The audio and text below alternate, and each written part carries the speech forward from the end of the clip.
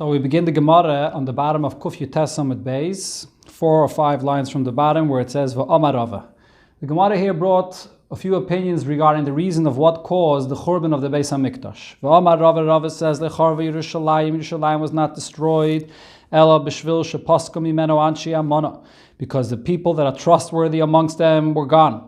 Shenemar, as it says, Shaititu b'chutzes Yerushalayim, go and search in the outskirts of Yerushalayim, Uru'una, and see, Udu'u, Bikshu b'charvisel, look in its streets, Im timtzu ish, if you'll find a person, Oise mishpat, that does justice, Mevakesh emuna, that looks for honesty, Ve'eslachla, and then I'll forgive it. So because that wasn't found, therefore the Yidden, the Beis HaMikdash, the Yerushalayim, was destroyed. Frek the Gemara Eini, is this true that there was no trustworthy people in that time period?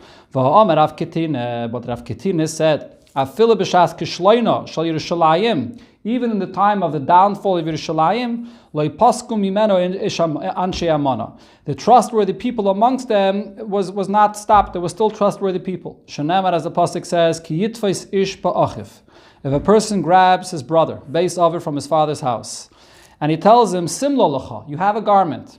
Katzin tiyalonu, be a officer for us, be a leader for us. So the Gemara now will first explain the meaning of this pasuk. What does it mean? He grabs it and says to him, you have a simla, you have a garment. What kind of garment are we talking about? Dvarim shebnei adam miskasim bem kesimla, matters that people cover up, like the way you cover yourself with a garment, yeshnam biyadecha, are in your hands. So Rashi explains what this refers to as Torah. That many times a person is asked a question and he doesn't know the answer, and he makes believe as if he knows the answer and he doesn't answer to appear that he knows it. So this is the concept of a simla used regarding this subject, that a person conceals. He conceals what he doesn't know. So he was telling him, you have a simla, you have this knowledge. Then it says further in the pasuk there, "V'hamachshela hazois tachas yodecha," and this machshela, this thing that people stumble upon, is in your hands. So what is this referring to? It also refers to Torah. Dvarim she'ein b'nei adam oimdim aleim. These are matters that people do not fully understand them. Elam kein nechshalim behen, unless they first stumbled upon them. As Rashi here explains, when you learn Torah and you want to really fully understand Torah, it's only possible if you learn it once, twice, 3 times, and you stumble, and then you can get to the depths of Torah. So you have this under your hands. Yeshnan tachas yedecha. You have it in your hands. So therefore, katzin tiyalanu, be a leader for us. Be a teacher. Teach us Torah. So what does the pasuk continue there? The next pasuk, how did he respond? Yisa b'yayma, who he says on that day, leimar as follows, lo eya chayvish v'gaymer, I will not be a leader. So the Gemara will explain now this pasuk, what the response is. Ein yisa elo loshen shvua. The word yisa means it's an oath. He promises, he says, I am not going to do this. V'cheinu aymer, as we see in another place, like Sisa Shem Hashem, which is not to swear in vain in Hashem's name. So the word Yisa here as well means that he took an oath. Loi eya chayvish. What does the word chayvish mean here? Loi eya mi chayvshi atzmam bebeis hamedrash. I'm not going to be from those people that shut themselves into the beis hamedrash. Ubebeisi ein lechem ve'ein simla. In my house there's no bread and there's no garments. What does this mean? She'ein biyadi. What it means is I don't have in my hands like Mikra, like Mishnah, like Gemara. I don't know Chumash, I don't know Mishnayos, I don't know Gemara. So therefore I can't teach you Torah. You have the wrong person. So right over here, what do we see? Rab Katiner learned out from these psukim that they were honest when they didn't know how to teach Torah. They didn't make believe as if they knew, or they didn't teach when they can't. They were very honest and they didn't teach what they didn't know. Frek the Gemara, but how do you know that's the pshat of these psukim? Dilme Shani Hasan, perhaps over there what he was answering is different. The Amalahu Gamirna, if he would respond and say, yes, in fact, I do have a lot of Torah, I know a lot of Torah, Amrulei Emalan. Then he would say they would say to him, no, so tell us, teach us. And perhaps he didn't know, and he was only saying, I don't know, to conceal the fact, and he didn't want to get caught that he doesn't know. So how do we know that this shows on a anshe amana that they were trustworthy people in that time period? So the Gemara says, no. If so, Havaleila Meimar Gomar v'Shachach. Why couldn't he simply said, I learned, I did know, but now I forgot, and therefore I can't teach you. He didn't have to say, I don't know nothing, I have nothing at all, I don't want to be part of the Beis Medrash. Why did he say that? My loy eya chayvish. When he says, I don't want to be in the Beis Medrash, I can't teach you Torah. Why did he have to deny his knowledge of Torah to this extent? Klaloi. This he's saying over here, he's being very honest, and he's saying, I don't have Torah to teach you. So this was the raya of Rav Ketina, that these people in that time period were very honest. And how could we say that when the Beis HaMikdash was destroyed, there was no Anshi Amona, there were no trustworthy people in Yerushalayim? Answers the Gemara, Loi Kashya. So it's read Klal. Klal as in, we don't have nothing. Then Loi goes together with the afterwards. Loi Kashya, there's no question here. Kan b'divrei Torah, kan b'maso matan. When it comes to matters of Torah, there were people that were honest, that they said honestly what they know and what they don't know. When it comes to matters of business, here's where Anshi Amana, people that were honest in business, was not available anymore, and therefore Yerushalayim was destroyed. Zogte Mishnah, back to the halachas about saving food from the fire. Matzilin, you're allowed to save from the fire, sal, mole, kikreis, a basket that's full of loaves of bread. Even if there's enough of bread there for 100 sudas. Ve'igul shel devela, you're allowed to save a circle of a bunch of pressed figs, even if there's a lot in it. V'chav shel yayin, a big barrel of wine. He's allowed to tell others, Boyu va'atzilu lechem, come and save for yourself as well. And if these individuals are smart, they'll make an account with him after Shabbos regarding what this person owes them for the job that they did to save these things. The Gemara will explain this detail more. When you save the food from the fire, to where are you allowed to take it into? Only into a chatzar that has an eruve chatzeres. A chatzar that belongs to many people, many different houses, unless you make a eruve chatzeres, where everybody combines themselves with one food that's placed in one place, you can't carry out from there midrabanon into this chatzar. So it has to be a chatzar me'ureves. Ben Beseida said, af l'she'ena me'ureves. They allowed to save from the fire even to a chatzar that has no eruv. He's allowed to bring out over there all the utensils, all the food, whatever he needs for his food, plates, bowls, whatever he eats to be able to eat out of it as meal. And now regarding clothing, what kind of clothing is he allowed to save? He's allowed to wear whatever it's possible from him, whatever layers of clothing it's possible for him to wear. If he could wrap himself with as many layers of clothing as he wants and walk out within a Shabbos. Rabbi Yosi argues and says, no, Yudches Kalim. He's only allowed to wear 18 layers of garments to walk out on Shabbos, and the Gemara is going to explain what these 18 garments are, why dafka the number 18. V'chayzer v'loivish u'moitzi. Now he can the person can get dressed with many layers, go back into the and then take them off, come back into the house and put on many layers again and come back on. Rashi says this is according to the Tanakama. That according to the Tanakama, he's allowed to do this many times, come back and forth. And he can tell other people as well, Boyu v'hatzilu imi. Come and save the clothing from the fire together with me. So, the Gemara starts with the beginning of the Mishnah. What did it say? He can save a basket full of bread, even if it's enough for 100 sudas. Asks the Gemara, but what tanile? We learned in the Mishnah before, in the previous Mishnah, what did it say? Gimel sudas v'sulai. You could save the amount of food needed for the 3 sudas of Shabbos and not more. Rav Huna answers, Leikashia, it's not a question. Kan bebal lahatzel. In a case where a person is coming to save everything in one basket, like what it's talking about in our Mishnah, all of the bread is all in one basket, and you just pick up one basket and take everything out. Over there you're allowed, even if in this basket there's so much food for 100 sudas.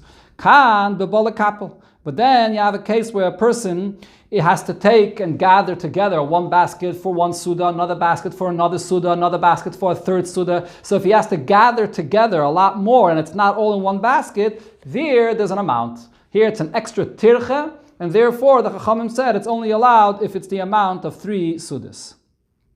So Bala Hatzel, if he's saving it all in one basket, so the Matzel is Kulan, he could save everything. Bala Kapel, if he has to go and gather from more food, he has to take from the cabinets, from the fridge, and from the counter, and from different places, and he's bringing one basket and another basket, so then Einem Kapel Elamaz and Gimel Sudas. He's only allowed to save the amount for 3 Sudas. Rav Abba Bazavda Rav Idi v'Idi. So Rav Abba Bazavda says in the name of Rav Idi v'Idi, both of the Mishnahs. They're both talking about a person that is gathering food and it's not just in one basket. And it's not a question. Kan la'oisa chatzir. In a case where we allow him to take even 100 sudas, if he's bringing it into his chatzir, into his courtyard where the house is on fire, kan l'chatzir acheres. In a case where he's bringing it into a different courtyard, there the Chachamim said he's only allowed to bring out 3 sudas. Rav Huna had a question based on the first answer that we gave, that there's a difference if it's one basket or if you're gathering many different things together. So the question is as follows. Pirish talisai. So he spreads out a big cloak. V'kipul v'hiniach, and he gathers and he places it into this cloak, and he gathers more and places it into this cloak. So now he's going to pick up this one big cloak that has everything gathered inside of it and go out with it. So what do I say? What's the halacha here? Kabal hatzel dami. Is this like a person that's just saving one basket? Because right now, when he walks out from the house, he just has one cloak and everything is placed inside, and he picks it all up together and he walks out. So he's only saving one basket, or one. It's all together in one place. Or maybe not, or maybe it's different. Or this is a person that's really gathering together from other places. In other words, true, right now when he's walking out, when he's saving everything from the fire, it's already all in one cloak and he ties it up and he carries it out. But he did have to gather from everywhere to bring it all together. So maybe in such a case, because he's being matriach to gather from different places, it wasn't originally all in one basket, so it wouldn't be allowed. So the Gemara explains and says as follows. The answer is because now Rava said regarding a similar question that was asked, regarding a similar subject. This is something we had before regarding a case where you had a barrel of wine that was on the roof, and there's a hole in the barrel of wine and the wine is leaking out. So what happens over there? We learned before you're allowed to bring another keli to save the wine. So now Rava said, Ate Rav Shizvi le Rav Chiste. Rav Shizvi made a mistake. He misled Rav Chiste and V'darash, and he said, Ubulvad shaloi yavi keli shuhu machzik yosem migimel sudas. If you're bringing a keli to save this wine that's dripping out, you're not allowed to bring a large keli that could contain more than 3 sudas. You're only allowed to save enough wine that you need for the 3 sudas of Shabbos. So you're not allowed to bring more than a keli that's going to hold in it more than 3 sudas for Shabbos. Okay, now this was a mistake. What he said was not true. Really, you're allowed to bring you're allowed to bring a keli as large as you want to save as much wine as you want. So shmami no. So what do we see from this? Kibol lahatzel dami, v'shaper dami. That if you have a large cloak and you place everything into one cloak, as large as it may be, and you place everything inside of it, and it's one thing, you can take it out on Shabbos. Just like we see over here in this case, that if there's a leak of the wine in the barrel and you're allowed to put as large as a keli, as long as it's one keli, you're allowed to put as large as a keli you want to save from this wine. The same thing is over here. Since when you're walking out, it's all in one cloak together, you're allowed to save as much as you want. So the Gemara explains, it's allowed. So Rav Nachman bar Yitzchak said to Rav, "My ta'usa." What was the mistake that Rav Shizvi made? Amalei, so he explained to him the Tani, because it says you're not allowed to bring a second keli, v'yikloit, and to catch the wine in the ear. Keli acher, a second keli v'yitzaref, and bring it close to the roof and catch the wine over there. So from here we understand keli acher udulai, to bring a second keli, that's not allowed. Avabahu mana, if you have one keli that you're using to save the wine, kama deboy matzel. As large as this keli may be, you can save as much wine as you want, even more than 3 sudas, as long as it's one large keli. So the same applies in our case. If you have one large cloak that you spread out and you place everything inside of it, as long as when you're walking out with one cloak that has everything in it, you're allowed to save as much as you want, as it said in the Mishnah, even up to 100 sudas. Now, it said in the Mishnah, v'igul shel dveila, and then it said in the Mishnah that there's a cheshbon. The people, when he invites other people to come help him save from the fire, so these people can make a cheshbon with him after Shabbos. So the Gemara asks, cheshbon maya vidite? What kind of a cheshbon? What calculation is there here? Me'afkede kazachu. They're being zeiche from hefker. In other words, the pshat here simply would be, what kind of cheshbon are they making? That whatever they save, they have to give back to this person. They saved it for him, and now they can make a cheshbon with him that he has to pay them. He has to pay them for the labor. They work to save it from the fire. But do they have to give back anything they saved to him? And they have to make a cheshbon with this? They're being zeiche from hefker. As Rashi explains, he told the people, Hatzilu lachem. come save for yourself. So it's theirs. They can go and take it for themselves. So if it's hefker, so why do they have to make any cheshbon with him? Rav Chisda says, Midas chsidis shanu kan. You're right. Al pidin, they can keep whatever they took out. But this is a midas chsidis, and therefore they want to give it back. They nebuchar rachman is the person out of fire, and they want to give him back the things that they saved, and they can make a cheshbon to charge him for the labor of the work that they did. So Rava said regarding this pshat, Chasidi agre de Shabbat shakli. If you're referring to these people as chassidim, they're doing things lefnim meshuras adin, and they're going to charge this person for the work that they did on Shabbos. They're going to charge him for the Shabbos, for work done on Shabbos. So now, as Rashi explains, this is not really an issue of schar Shabbos. You're not allowed to hire someone to do a job for you and then pay him for that job on Shabbos. They weren't hired. They didn't make a condition with them in advance. They weren't told they're going to get paid. But still, if they are chassidim, they shouldn't be charging this person for the work that was bepayel done on the Shabbos. Elamar Rava, so therefore Rava explains, you're right. They're not exactly on the level of chassidim, but hacha b'yirei shemayim askinan. We're talking about people that are God-fearing people. Deloi nichale delizhanim achedim. They don't want to have benefit from another person's possessions that they saved from a fire. But b'chinam navele nichale delitrach. But for free, they also don't want to come and work to save from the fire.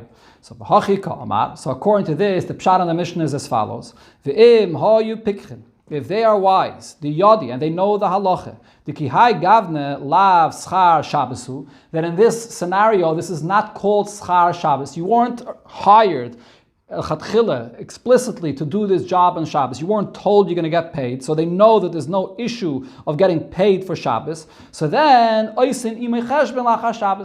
be able to approach this person after Shabbos and charge him, make a calculation for the work that they did to save the money or to save the possessions on Shabbos.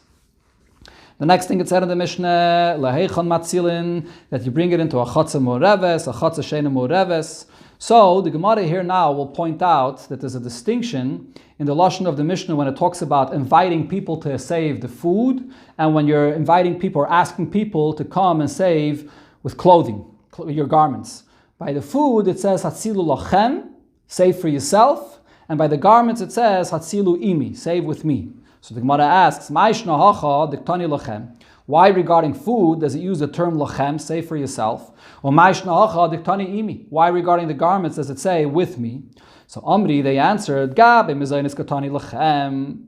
Regarding mizaynis it says save for yourself. Mishom deloi kachazulei ela mazlin gimel sudis. Because it's not, don't save it for me, because for himself he's only allowed to save the amount for 3 sudis. So whatever additional is being saved, you're saving for yourself. Aval gabe levushim, regarding garments, katani imi, it says in the Mishnah, come and save with me, because he has the time all day. As we learned in the Mishnah, he can go in and out, he can put on many layers and then take them off and then come back in and save more. So when he asks people to help him, he's asking people help with me for what I could do for myself.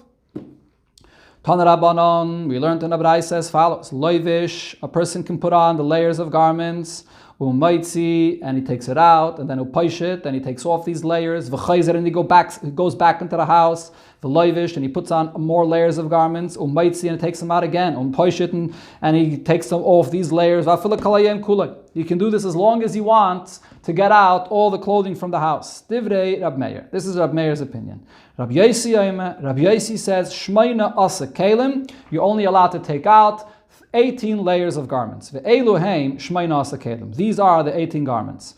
Makteiren, sort of a jacket. Unkeli, a coat. Upunde, a belt that's on top of the coat. Kalabus shal pishton, a vest made out of linen. V'cholok, a undergarment, an undershirt.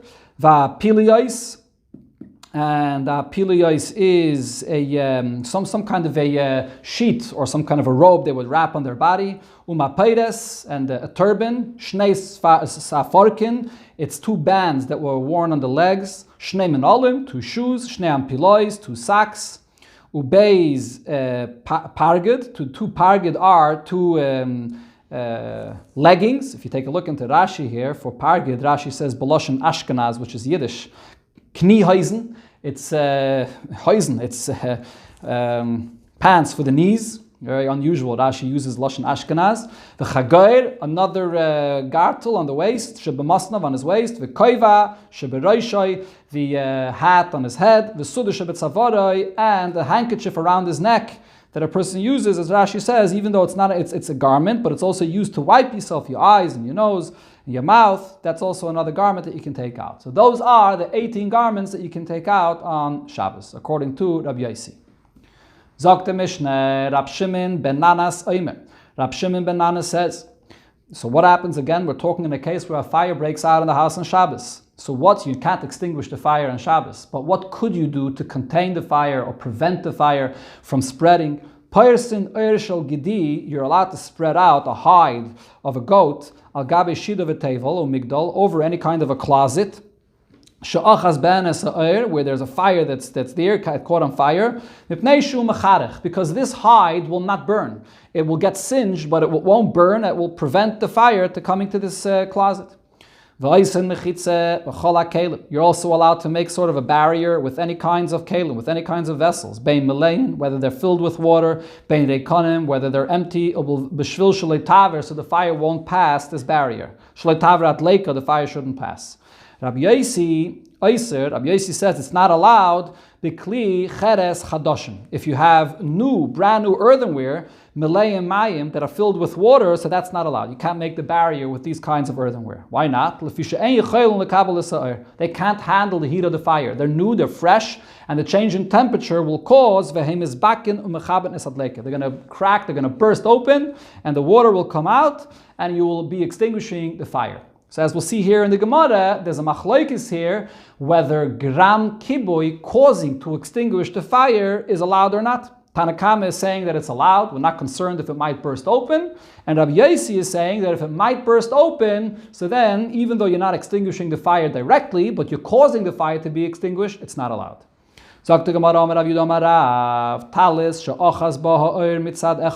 When you have a garment that it caught on fire on one end, you're allowed to pour water on the other side of the garment. And if when the fire reaches that side of the garment, the water will extinguish the fire, it's okay. You only caused the fire to be extinguished. You didn't extinguish it directly, so it's not a problem. Okay, so now the Rishonim, Tosfos, point out that this is talking about a case where the pouring the water onto the garment is not an issue of mechabes, of washing this garment on Shabbos. That could be another issue. But in the case where that issue is not a problem, the fact that you caused it to extinguish the fire, if you didn't extinguish it directly, is not an issue. And this is today, chas v'shalom, if a fire breaks out, you can pour water around, so the fire won't spread because you're not directly extinguishing the fire. Meisvei asks the Gemara, talis shachas ba'er mitzad echad. We learned in a braise, a garment that caught on fire on one side. Poishta, you can spread it out. Umiskasaba, and you can cover yourself with it. V'im kafsa kafsa. If the fire got extinguished, it's extinguished. So you didn't directly extinguish it. V'chein sefer Torah shachas ba'er. Same is also with a sefer Torah, God forbid, that a fire caught on it. Poishta v'koira, but you spread it out and read from it. V'im kava kava, and if the fire got extinguished, so then the fire got extinguished. So what do you see over here? It doesn't say you're allowed to pour any water. It just says that you can open it up, you can use it, but it doesn't say that you're allowed to pour any water. So how did Rav Yudah Marav say that you could pour water that will cause it to extinguish the fire? Answers the Gemara, the Oma ke Rab Shimon ben Nanas. Rav is following the opinion of Rab Shimon ben Nanas in our Mishnah that argues with Rabbi Yossi. Rabbi Yossi said that there's an issue if you cause to extinguish the fire when the earthenware breaks open.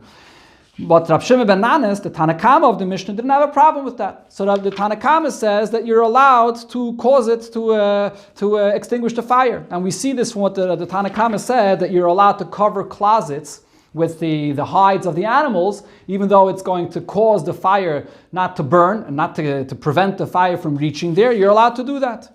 So the Gemara says, wait a minute, it's not the same thing.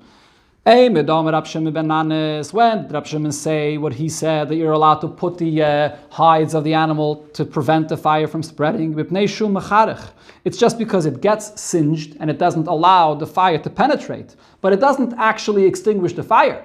It's not like water, that when the fire reaches the water, it actually extinguishes the fire.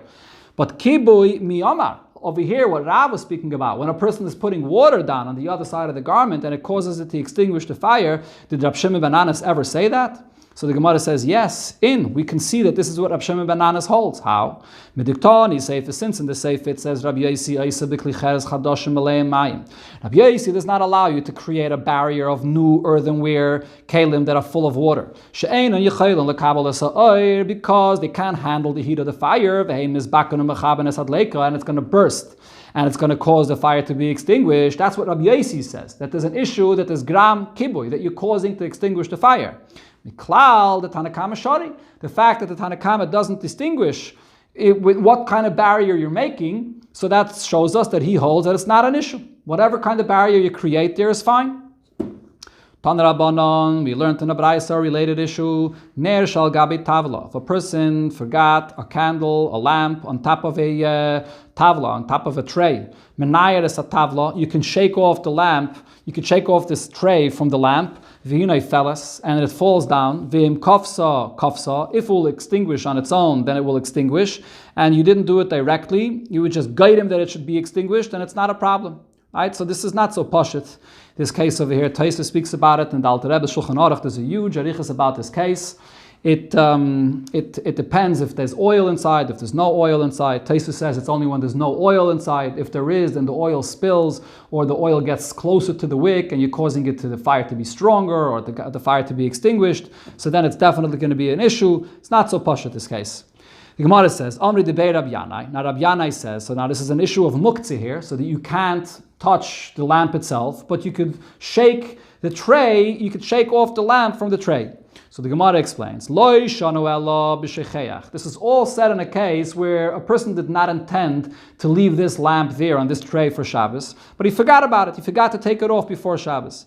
Avol b'maniach, if he explicitly he goes ahead and places it there on Shabbos, nasa basas l'davar asur. So then this tray becomes a base for the lamp, which is asur. And anything that's a base for something which is forbidden on Shabbos is muktzah in itself. So you can't move the tray, you can't shake it off on Shabbos.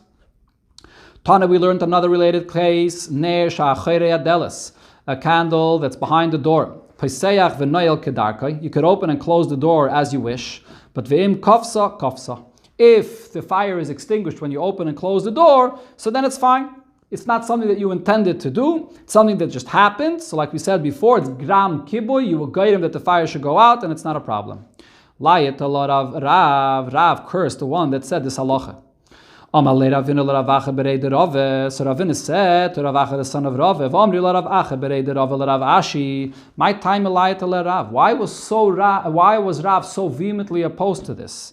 Ileime is the reason Mishum de Rav Savala Rav Yehuda. It's because Rav holds like Rav Yehuda that says that even if you're not machaven, it's aser, as we learned so many times. So this person opened and closed the door. He didn't intentionally want to extinguish the candle, but nevertheless, if that's what happens when he opens and closes the door, so then it's going to be aser. Right? And the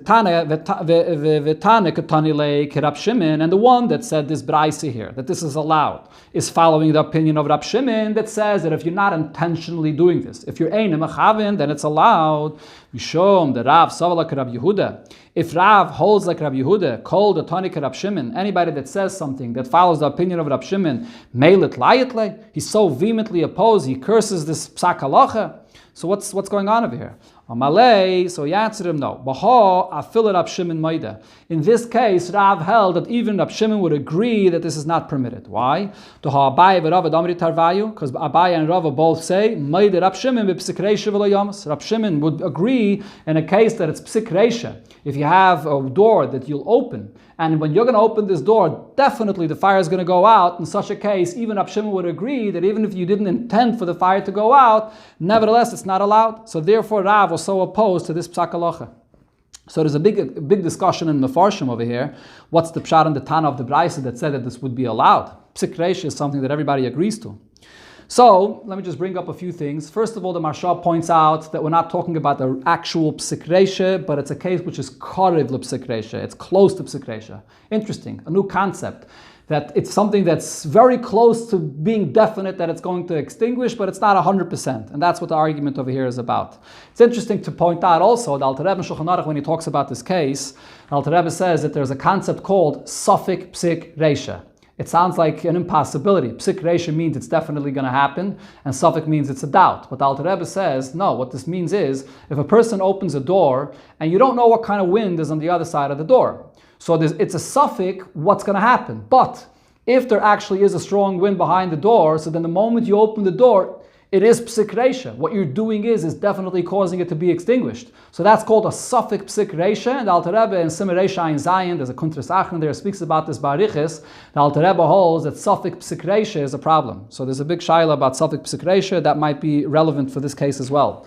A third point is that there's a famous aruch that I spoke about a few times, I believe, that Tosfos quotes, that says that in a case of a psik reisha deloi nichale, even if it's a psik reisha, it's inevitable. But he does not want it to happen. He doesn't want the fire of the lamp to go out. In such a case, even psik reisha would be allowed. Rav Yudah said, Paiseach Adam Deles Keneged Medura b'Shabbos. A person is allowed to open up a door opposite a flame of fire on Shabbos. When Abaye heard this, he cursed his psak.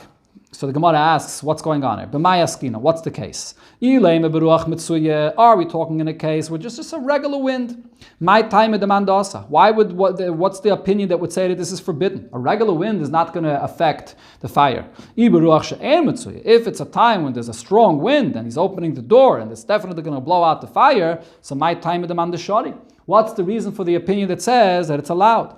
Answers the Gemara, la'olam beruach mitzuya. It's really talking in a case where there is just a regular wind. But Marsovar Gazrinon, Abaye's opinion was that there's a gzeir of Chazal. Because in certain cases where there's a stronger wind, it's going to cause it to go out. They will geizi, you never should have a fire right by the door and open the door right over there. Marsovar le Gazrinon. And Rabbi Yehuda said, no, there's no gzeira. You have to know what kind of wind there is, and if there's not a strong wind, then it's not an issue. So the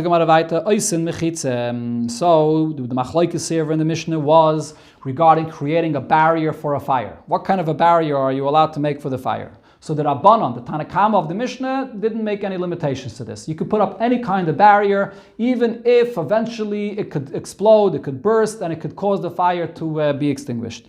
Rabbi Yosi was more stringent, and Rabbi Yosi says, no, you have to be careful what kind of barrier you put up. So now, l'meimre, shall we say, the Rabbanon savri gram kibui mutter. Rabbanon is the one that holds causing it to be extinguished is allowed. Rabbi Yosi is more stringent, and gram kibui yasser. He's the one that holds that causing the fire to go out would be forbidden. We know, we can see in the Braise, it's the opposite. Rabbanan are the ones that are more stringent, and Rabbi Yosi is the one that's more lenient. The Tanya, because we learned in Abraisa, oisin mechitze, you're allowed to make a barrier in front of a fire, b'kelim reikonen, with empty vessels, or b'mlein, with full vessels, filled with water, she'ein darken l'shtaber, as long as it's not expected to break. Ve'elu melein, she'ein darken l'shtaber, and these are full vessels that are not expected to break. Klimatchis, metal kelim, if it's metal, it's not going to break. So we see that Tanakama is very specific. He's very machmir. It has to be something that's not going to break, and it has to be metal. Rabbi Yosi is more lenient, and Rabbi Yosi says, Af klik far sichin. You could also use the kalim that come from this village of Sichin, a klik far Chananya, the kalim that come from the village of Chananya, ein dark on the shtaber. They're built strong, and they're not going to break. So right over here, we see the exact opposite. Rabbanan are the ones that are more stringent. They're concerned about the fact that the keli could burst. And Rabbi Yosi is the one that's being more lenient about this. This is a contradiction to what it says in the Mishnah. So now, what are you going to say? Let's just change the opinions over here. And say as follows. Masnisin, Epoch Masnisin. So we're going to change the opinions of the Mishnah. Rabbi Yosi the Braise. So now we're going to say that in our Mishnah we have to change the names of the opinions. And really, Rabbi Yosi is the one that was more stringent. And Rabbi Yosi did not allow this. Rabbi Yosi, again, let me do this again. Let's change the names in the Mishnah. And Rabbi Yosi is the one that was more lenient. And Tanakama, the Rabbanan, are the ones that were more stringent. Rabbi Yosi the Braise, and now the pshat of what Rabbi Yosi is saying here in the Braise would be as follows: L'divrayim ka'amar. Rabbi Yosi is speaking to the Rabbanon, telling the Rabbanon, you which are more machmer, why are you saying that only metal kalim are allowed? I can give you examples of other kalim that also won't burst in the fire. But the point is, we're going to have to change the opinions. Rabbi Yosi is the one that was more lenient, and the Rabbanon are the ones that are more stringent about this. They're worried about gram kibui, that you might come to extinguish the fire. Says the Gemara, no, we can't say this. Umi matzes apches law, or can you exchange the opinions of our Mishnah to say that Rabbi Yosi is the one that was more lenient about this? Who was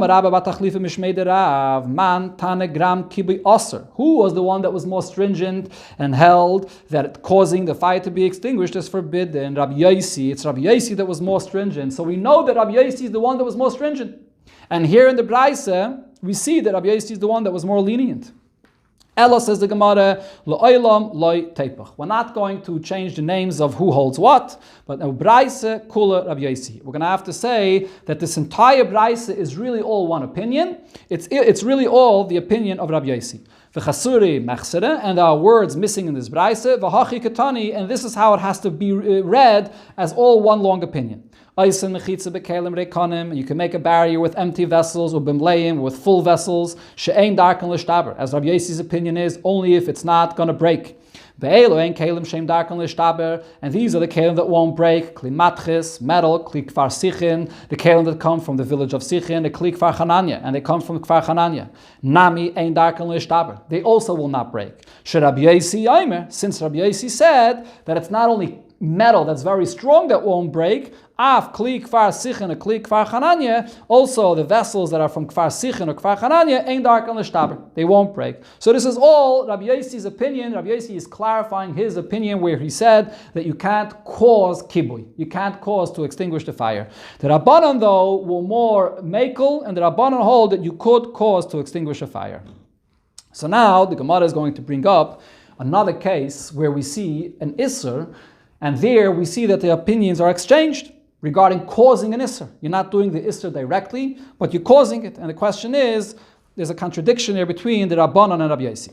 Rami, the Rabbanon, the Rabbanon. So now we have a contradiction from the Rabbanon over here to the Rabbanon in another place. Rami, the Rabbi Yosi, the Rabbi Yosi. And there's a contradiction in the opinion of Rabbi Yosi. The Tanya, because we learned in Abrai, says follows: if a person has the Eibishter's name written on his skin, so now you're not allowed to erase the Eibishter's name, right? So you're not allowed to wash yourself. You can't anoint yourself. You could remove the name. Because of the name being there, it has the holiness of the Eibishter's name. You're not allowed to stand in a place which is not clean. What if this person has to go to the mikveh? He's a Bal Keri, as we'll see soon in the Gemara, and he asks, it's a mitzvah for him to be mitayir himself and go to the mikveh. What do? He has the name of the Eibishter, you can't erase the name. So the Tanakama says, you just tie some kind of a reed, something, a band-aid, or whatever it is to cover it, the title, and you go to the mikveh and you're not going to erase the name. Rabbi Yosi says, no, it's not an issue. If he has to go to the mikveh, let him go to the mikveh as he usually does. As long as he doesn't directly by hand rub off the name of the Eibishter, then it's fine. So what do we see right over here? Regarding this Isser of Mechikas Hashem, of erasing the Eibishter's name, the opinions are exchanged. The Tanakam is the one that says that even causing the Eibishter's name to be erased is an issue. Can't go to the mikveh unless you put a band-aid on it. Rabbi Yosi is the one that says, no, he can go to the mikveh, he's causing the Eibishter's name to be erased, it's not a problem. Right over here by the malacha of Mechabe, we said the exact opposite. Rabbi Yosi is concerned that you're causing the fire to be extinguished, and the Rabbanon, the Tanakama, is not concerned that you're causing the fire to be extinguished. So what's the story? Answers the Gemara, Shani Hasam. So the Gemara begins with the stira of Rabbi Yosi and says as follows: Shani Hasam, the reason why over there Rabbi Yosi is more lenient, because the Makra, there the Torah clearly says, "V'ibadatem es shmam min hamakom hahu," and you will erase the Eibishter's name from that place. Don't do this to the Eibishter. Again, v'ibadatem es shmam, you will erase the avodah zarah from that place. You should not do this to the Eibishter. So what do we see from this pasuk when it said v'ibadatem, which is an action that you are doing directly? Asiyahu the asur. If you're doing it directly, that's not allowed. Grama shari. However, if you're causing it to happen, that is allowed. Frek the Gemara, if you have this exemption because of this pasuk regarding erasing the Eibishter's name, so ihachi hachanami over here we should say the same thing. What does it say by Shabbos? Ksiv, loisasa kamalacha, do not do any malacha. Asiya odasa. Only if you're doing the malacha, that's what's not allowed on Shabbos. But gram shari, if you're causing the fire to be extinguished, it should be allowed. So why would Rabbi Yossi not use the same exclusion, the same drasha that he says here should apply here as well? So we still have a contradiction in Rabbi Yossi's opinion. So the Gemara answers, you're right.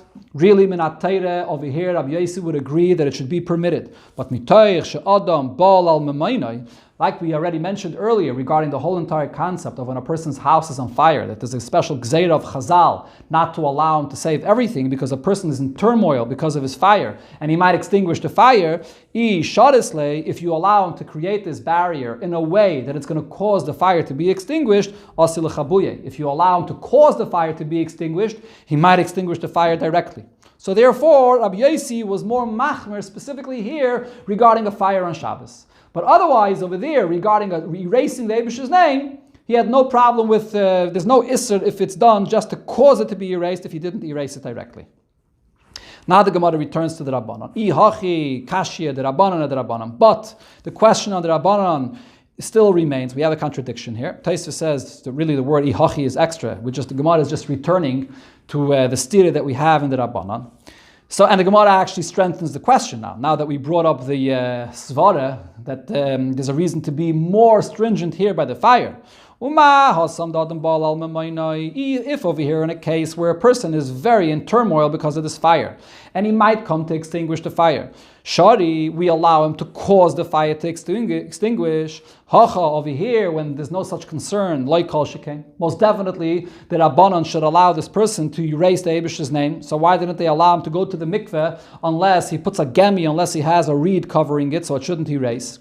So now the Gemara is going to analyze deeper to understand the pshat and the opinion of the Rabbanon. What exactly is this guy doing when he's putting a band-aid on the Eibish's name? V'tizbera, is this the pshat over here in the Braisa? Hai gemi heichi dami.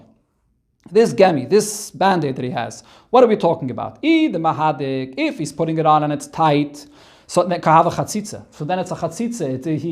There's something that's interrupting, it's not allowing the water to reach there, he's not going to be toivel, the tefillah is not going to work. Iloi mahadik, if it's not tight, and therefore it's a good tefillah, so then ayle b'maya, the water is going to go there, and therefore it's going to erase the name. What is he accomplishing? So Mimanav Shach, this gemi, this band-aid that he's putting, what is it accomplishing? So the Gemara says, wait a minute, chatzitza? You're saying there's an issue of chatzitza here? That's what you're concerned about. Teipiklei mishum diyoy. If you have the Eibish's name written on your skin, so that itself is the chatzitza.